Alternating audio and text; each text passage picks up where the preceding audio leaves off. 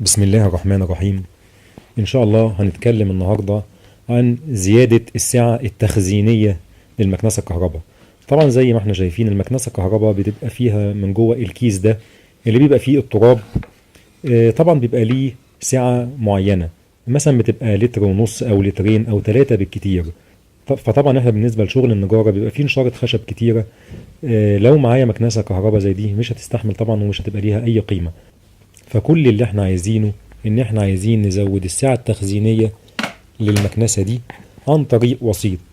الوسيط ده هيكون عبارة عن جردل بغطا، ودي علبة جبنة زي ما حضراتكم شايفين، علبة جبنة بيضة انا غسلتها وخدتها. هنجيب العلبة بتاعتنا من تحت، ومن تحت هنعمل قوسين زي ما احنا شايفين كده. القوسين دول هنفتحهم زي ما احنا شايفين، القوسين دول هيبقوا مفتوحين من تحت. هنجيب قطر ونفتح الفتحتين اللي تحت دول اللي على اليمين والشمال اللي على شكل قوس.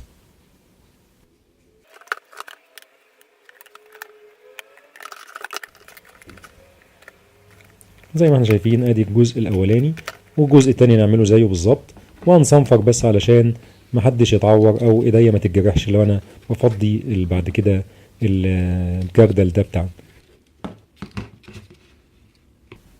بعد كده هنجيب بنطة بنسميها بنطة كوباية، هنخرم بيها خرم في نص الغطا من فوق. طبعا البنطة الكوباية دي هيكون قطرها هو نفس قطر الخرطوم بتاعنا، الجزء البلاستيك اللي في الخرطوم بتاع المكنسة بتاعتنا، لان هو ده اللي هيدخل في الغطا بتاع العلبة اللي فوق. وبعد كده هنخرم الثقب بتاعنا وهنشوف الخرطوم دخل بالظبط ولا لا. الجزء البلاستيك المستقيم ده دخل، بندخله حوالي 10 او 12 سنتي 15 سنتي طبعا على حسب عمق العلبة بتاعتنا. وكل ما ينزل تحت طبعا يبقى لازم يكون قريب من الجزء اللي في القاع بتاع العلبة، يعني يكون بينه وبين القاع بتاع العلبة 2 سنتي 3 سنتي بالكتير.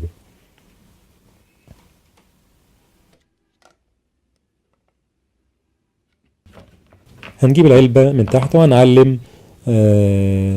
وهنعلم مكان القاع بتاع العلبة بتاعتنا، لان هو ده اللي هنجوفه علشان تدخل فيه العلبة اللي معانا دي. هنجيب شنيور طبعا ونعمل ثقب في الغطا علشان نبتدي نشتغل بالمنشار الاوكيت. وطبعا كل واحد يستخدم الوسيله اللي هو عايزها، يعني لو واحد هيقطعه بقطر، لو واحد هيقطعه بمنشار، لو واحد هيقطعه بمنشار يدوي، باي حاجه. كل واحد يستخدم الحاجه اللي تريحه. لو واحد هيسخن سكينه ويعمل القطع ده، كل واحد يستخدم الحاجه السهله المتاحه بالنسبه له. انا بالنسبه لي كان السهل المنشار الاوكيت وقطعت بيه. كده احنا عملنا فتحتين من تحت زي على شكل قوس، وعملنا الفتحه اللي فوق.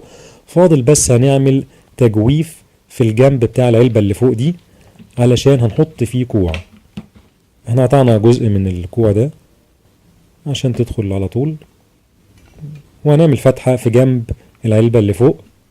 طبعا نجيب بردك بنطه كوبايه نفس قطر الكوع بتاعنا اللي احنا جبناه، وهنبتدي نخرم في الجنب بتاع العلبه علشان ندخل الكوع منها، لان الكوع ده هو اللي هيمسك الخرطوم اللي هنشفط بيه الغبار او التراب او النشارة او اي حاجة احنا عايزين نشفطها. هنحط الكوع بتاعنا بالشكل ده زي ما احنا شايفين، وهنثبته. انا ثبته بمسمار، وبعد كده عشان يمسك كويس طبعا، وبعد كده بثبته بشمع علشان ما يبقاش فيه هواء يدخل منه علشان عملية الشفط. وبعد كده هنحط الخرطوم بتاعنا اللي هنشفط بيه زي ما احنا شايفين، وبرضك نحط حواليه شمعة او سيليكون او اي حاجة نسد بيها.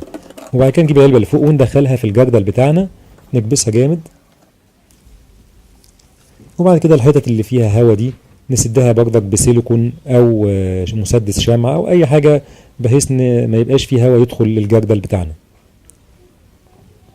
انا هنا بس حصل عندي مشكلة، ان انا لما ثبت الخرطوم بتاع المكنسة الجزء البلاستيك الاسطواني ده تقيل، فطبعا الغطا بتاع الجردل ده خفيف جدا، فما خلاش الخرطوم بشكل عمودي، ولازم يكون بشكل عمودي علشان يبقى عملية الشفط مظبوطة. زي ما احنا شايفين ضعيف ازاي. فاحنا ممكن نقويها بحتة خشب كونتر او بأي حاجة، او نجيب العلبة نفسها تكون علبة اقوى من دي.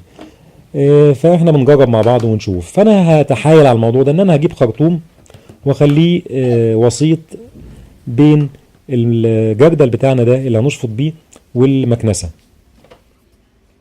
كده طبعا الخرطوم ده خفيف فمش هيميل وهيبقى نازل لغاية القاع بدون ميل. زي ما احنا شايفين كده انا جربت المكنسة وبجرب الشفط على ورقة اهي، طبعا تمام كله تمام. هنشرح بقى الفكرة الأساسية بتاعت العملية اللي احنا عملناها دي بسرعة جدا. زي ما احنا شايفين احنا وصلنا المكنسة بالجردل بتاعنا عن طريق العلبة اللي فوق.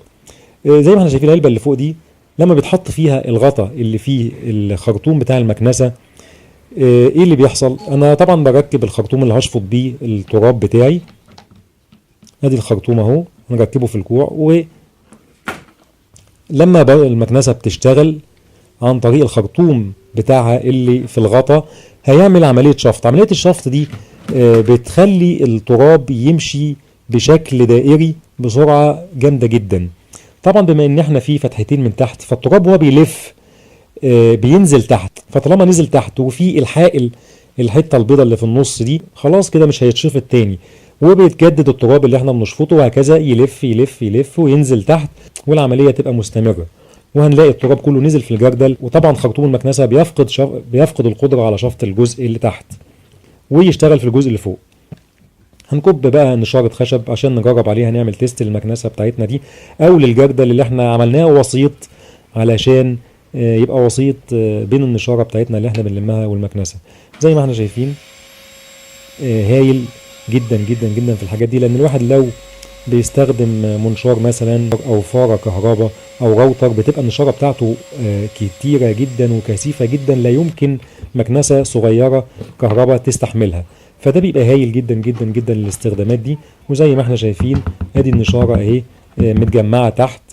الفكرة كلها في الغطا اللي احنا عاملينه ده، ان احنا عطينا فيه علبة مفتوحة من تحت بالشكل اللي احنا فتحناه ده، وبنخلي الجردل ده وسيط بين النشارة اللي احنا عايزين نجمعها وبين المكنسة الكهرباء علشان نزود السعة التخزينية للمكنسة الكهرباء بتاعتنا.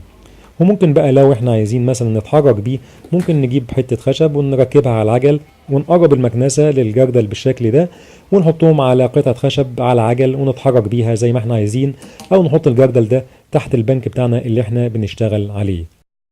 طبعا الفكرة دي موجودة من زمان في فيديوهات اليوتيوب، بس انا ما لقيتش حد عاملها بالعربي فقلت اعملها وانزلها فيديو، واتمنى انه ينول اعجابكم. وشكرا لحضراتكم والسلام عليكم.